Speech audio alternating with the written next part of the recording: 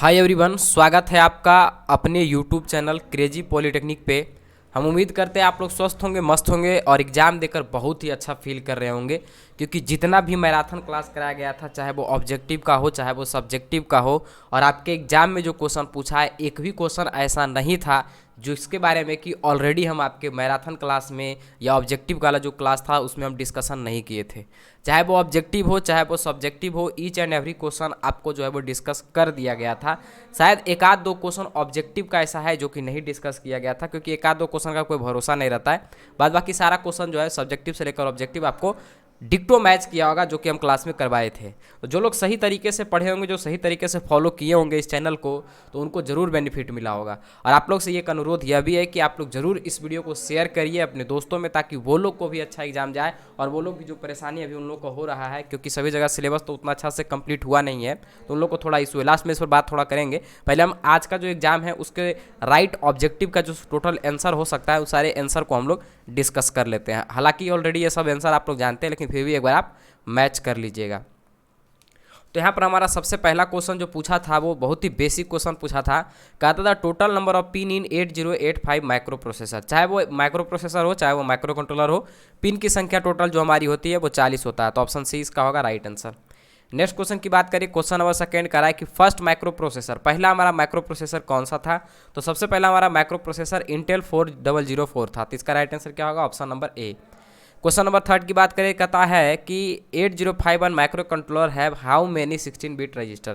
तो 8051 micro controller में 16 bit का दो रजिस्टर होता है, एक हमारा प्रोग्राम काउंटर होता है और एक हमारा दो पीसी और डीपी हमारा ओवरऑल होता है, डाटा पॉइंटर। क्वेश्चन नंबर 4 की बात करें, कहता है number of input output port in 8051 micro controller. 8051 micro controller में इनपुट आउटपुट पोर्ट कितना है, तो कुल मिलाकर 4 था, P0 से लेकर P3। क्वेश्चन नंबर 5 की बात करें, कहता है program written in machine language is called. कहता है वैसा प्रोग्राम जो मशीन लैंग्वेज में लिखा जाता है उसको हम लोग क्या कहते हैं। तो यहाँ पर देखिए, सबसे पहले जो प्रोग्राम लिखा जाता है असेंबली लैंग्वेज में जो लिखा जाता है उसको हम लोग कहते हैं सोर्स प्रोग्राम। अब उस प्रोग्राम को जो हम लोग कन्वर्ट करते हैं असेंबलर की मदद से, तो वो जो प्रोग्राम कन्वर्ट करके बनता है उसको हम लोग कहते हैं मशीन लैंग्वेज में जो कन्वर्ट होकर बनता है उसको हम लोग कहते हैं क्या, ऑब्जेक्ट प्रोग्राम। तो इसका right answer option number B होगा। और इसी तरीके का क्वेश्चन सबसे लास्ट तो यार जो सबसे 20 में पूछा हुआ है, मतलब 20वां नंबर क्वेश्चन है, वो भी हमारा इसी तरीके का है, लेकिन उसमें एक असेंबली लैंग्वेज जोड़ दिया है। तो वहाँ पर हमारा इसका राइट आंसर होना चाहिए सोर्स प्रोग्राम, जो कि ऑप्शन में नहीं है। सेम ऑप्शन वहाँ पर भी दिया है, तो वहाँ पर हमारा डी होगा।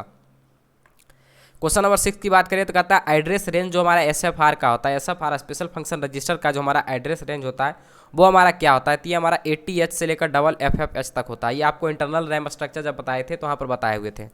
कहता है how many interrupt in their micro controller 8051 micro controller में कुल मिलाकर हमारा 6 इंटरप्ट होता है। तो ऑप्शन बी इसका होगा right answer. Bit size of 8051 micro controller is, 8051 micro controller का बिट साइज क्या होता है। तो 8051 माइक्रो कंट्रोलर हमारा 8 बिट का माइक्रो कंट्रोलर होता है। तो ऑप्शन ए राइट आंसर है। क्वेश्चन नंबर 9 की बात करें तो कहता है 8051 micro controller is design by Intel in year. इसका जो ईयर की बात करें तो ये हमारा 1981 में डिजाइन किया गया था इंटेल के द्वारा 8051 माइक्रो कंट्रोलर को। तो इसका राइट आंसर हो जाएगा option number B. Question number 10 की बात करें तो कहता है which is the reset pin in 8051 microcontroller. कहता है कि रीसेट पिन हमारा 8051 माइक्रो कंट्रोलर में कौन सा पिन होता है। तो ये जो हमारा रीसेट पिन होता है वो हमारा पिन नंबर 9 होता है। कौन होता है, पिन नंबर 9। तो इसका राइट आंसर हो जाएगा ऑप्शन नंबर डी, जो आपको पढ़ाए थे हम लोग इसका पिन डायग्राम, तो वहाँ पर आपको बताए हुए थे। ठीक है, बात करते हैं नेक्स्ट क्वेश्चन 11 कहता है कि इन 8051 विच इंटरप्ट हैज हाईएस्ट प्रायोरिटी। कहता है कि इसमें से हमारा 8051 में जो इंटरप्ट है, इस इंटरप्ट में सबसे हाईएस्ट प्रायोरिटी किसका होता है। तो सबसे हाईएस्ट जो प्रायोरिटी हमारा होता है वो IE0 का होता है। इससे ऊपर एक ट्रैप होता है, उसके जस्ट नीचे हमारा जो होता है वो IE0 होता है। ठीक है, फिर कहता है द 8051 कंटेन, 8051 में हमारा क्या होता है। तो 8051 यहाँ पर लिखना चाहिए कि किसका बात कर रहा है। तो 8051 हमारा इसका इंटरनल रैम का स्ट्रक्चर की बात करेंगे तो वहाँ पर हम लोग क्या देखे थे कि उसमें हमारा 4 रजिस्टर हमारा जो बैंक था, और हर एक रजिस्टर बैंक में हमारा 8 रजिस्टर होता था, जो कि 0 से लेकर 7 तक होता था। तो इसका राइट आंसर हो जाएगा ऑप्शन नंबर ए। लेकिन ये क्वेश्चन जो है वो इसको डायरेक्टली इस तरीके से नहीं देना चाहिए, इसको प्रॉपर लिख कर देना चाहिए था, लेकिन जो भी कहें सही है।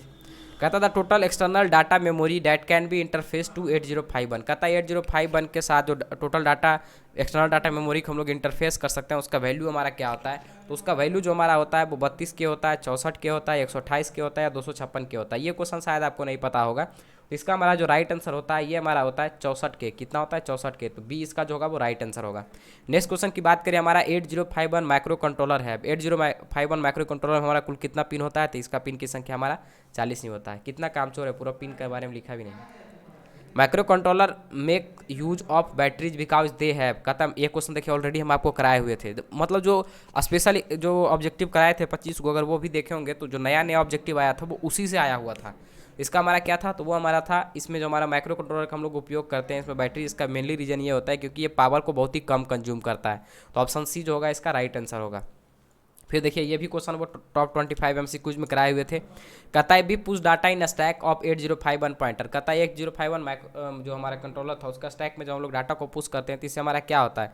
तो इंक्रीज करता है एवरी पुश के साथ। तो ऑप्शन ए इसका जो होगा वो क्या होगा? राइट आंसर होगा। ऑलरेडी ये कराया हुआ था ये सब क्वेश्चन, मतलब क्वेश्चन ऐसा नहीं था कि आप नहीं बना सकते थे, सारा ऑलरेडी बताया हुआ था। कहता है कि when 8051 execute some arithmetic operation then the flag bit of which register are affected. कहता है कि हमारा जब 8051 एग्जीक्यूट करता है अर्थमेटिक ऑपरेशन का तो हमारा कौन सा flag bit of which register, कौन से रजिस्टर का फ्लैग बीट हमारा जो है वो इफेक्ट होता है? तो वो हमारा PS है, PSW प्रोग्राम स्टेटस वर्ड का हमारा होता है। तो इसका राइट आंसर हो जाएगा option number A. Question number 18 की बात करते हैं। कहता है 8051 data pointer DPTR is a fill in the blanks register. कहता है 8051 जो हमारा है डाटा पॉइंटर रजिस्टर, अभी आपको बताए थे PC प्रोग्राम काउंटर और डाटा पॉइंटर रजिस्टर हमारा जो होता है वो कितने बीट का होता है? तो ये हमारा कुल मिलाकर 16 बीट का होता है। तो जो अच्छे से पढ़े होंगे, थोड़ा सा ध्यान दिए होंगे, उनको ऑब्जेक्टिव में दिक्कत नहीं होना चाहिए। बहुत ही शानदार ऑब्जेक्टिव था। कहता है how many timer and counter, already बताए हुए थे 16 बीट का माइक्रो कंट्रोलर में हमारा जो टाइमर और काउंटर होता है वो हमारा 2 होता है। तो इसका राइट आंसर हो जाएगा ऑप्शन नंबर बी। अब देखिए वही लास्ट क्वेश्चन की बात करते हैं। Program written in assembly language. Assembly language में प्रोग्राम जो लिखा जाता है उसको हम लोग कहते हैं सोर्स प्रोग्राम। लेकिन यहाँ पर ऑप्शन में हमको कुछ ऐसा दिख नहीं रहा है। और इस जो प्रोग्राम है इसको जो हम लोग कन्वर्ट करते हैं असेंबलर के थ्रू और मशीन लैंग्वेज में जो कन्वर्ट करते हैं तब जो ये प्रोग्राम बनता है उसको हम लोग कहते हैं ऑब्जेक्ट प्रोग्राम। तो वो जो हमारा था क्वेश्चन नंबर 5 उसका बी आंसर था, और इसमें हमारा ऐसा कुछ दिख नहीं रहा है, तो इसलिए हम इसको जो मारेंगे नन ऑफ दी एबव पर मानेंगे। तो ऑप्शन डी इसका जो होगा वो राइट आंसर होगा। एक बार आप इसको खुद भी चेक कर लीजिएगा। वैसे हमारा राइट आंसर जो हमें लग रहा है वो नन ऑफ दीज होना चाहिए, क्योंकि इसका जो मेन आंसर होता है वो हमारा होता है जो असेंबली लैंग्वेज में हम लोग प्रोग्राम को लिखते हैं तो उसको हम लोग कहते हैं सोर्स प्रोग्राम, जो कि यहाँ पर ऑप्शन में दिया हुआ नहीं है। तो ये हमारा टॉप 20 जो टोटल MCQs आज का पूछा गया था वो सारे MCQs का राइट आंसर आपको मिल गया। बात करते हैं सब्जेक्टिव का, तो सब्जेक्टिव में भी एक भी ऐसा क्वेश्चन नहीं था जो कि आपको हम क्लास में डिस्कस नहीं किए थे, जो मैराथन क्लास में हम डिस्कस नहीं किए थे। ईच एंड एवरी क्वेश्चन जो भी मैराथन क्लास को सीरियसली देखे होंगे, सही से उसको फॉलो किए होंगे, उनको माइक्रो प्रोसेसर और माइक्रो कंट्रोलर के एग्जाम में कोई दिक्कत नहीं हुआ होगा।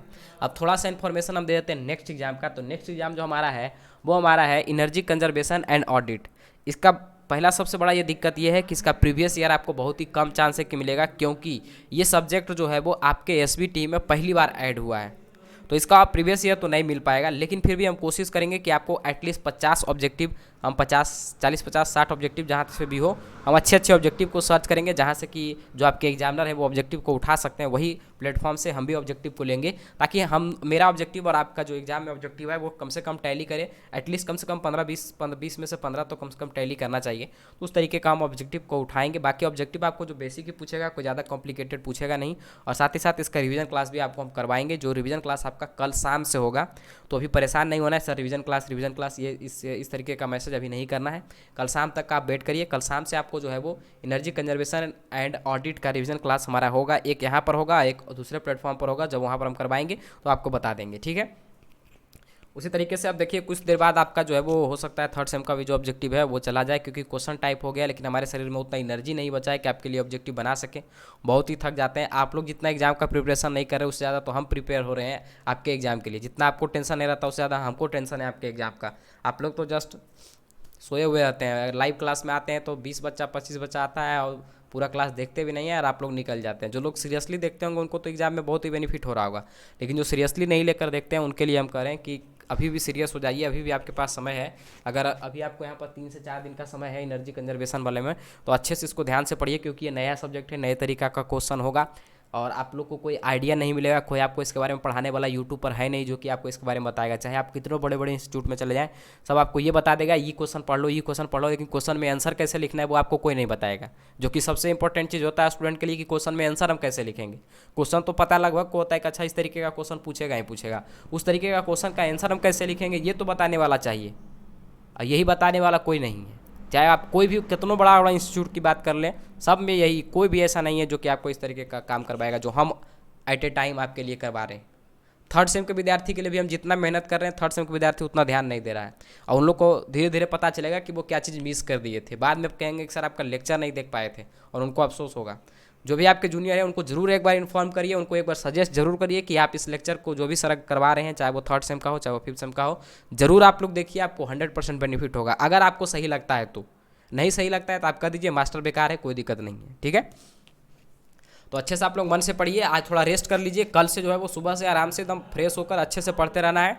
और अभी खुद अपनी से भी जो पढ़ा दिए हैं, जो हमसे पढ़े हुए हैं ऑलरेडी, वो भी पढ़ सकते हैं। बाकी जो यूट्यूब पर कुछ क्लासेस हमारा है, जो मेन क्लास है वो यूट्यूब पर भी अवेलेबल है, तो यूट्यूब पर भी आप एनर्जी कंजर्वेशन के कुछ टॉपिक जो डाला हुआ है उसको जरूर आप देख लीजिएगा, आपके एग्जाम में बहुत ही बेनिफिशियल होंगे। तो मिलते हैं हम लोग नेक्स्ट लेक्चर में एक नए कंटेंट के साथ, एक नए जोश के साथ। आप लोग कमेंट जरूर करिएगा कि कितना आंसर किसका सही गया है, और इसको शेयर करके चैनल को थोड़ा सब्सक्राइब करवाइए, क्योंकि सब्सक्राइबर बहुत ही कम है। सब्सक्राइबर हमारे लिए बहुत ही इंपॉर्टेंस रखता है, क्योंकि सब्सक्राइबर से ही मोटिवेशन आता है। तो आप लोग इसको अच्छे से शेयर करिए अपने दोस्तों के ग्रुप में, जो भी ग्रुप्स है उनमें शेयर करिए, ताकि जो भी स्टूडेंट है वो इस प्लेटफॉर्म से जुड़ पाए, और जो भी यहाँ पर हेल्प किया जा रहा है उनका वो मदद उठा सकें। मिलते हैं नेक्स्ट लेक्चर में, तब तक के लिए जय हिंद।